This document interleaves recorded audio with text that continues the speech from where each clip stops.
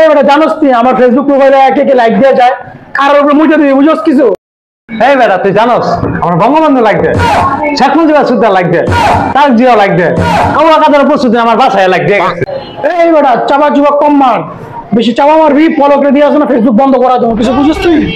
আর কি খেলা দাইতে পারি, চাপা মার কম মারবি।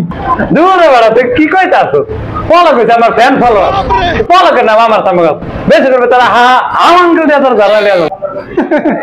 আরে বেটা হাউ আঙ্কেল, হাউন আঙ্কেল নামও কইতে পারস না, আবার নাম বেচছস বেটা।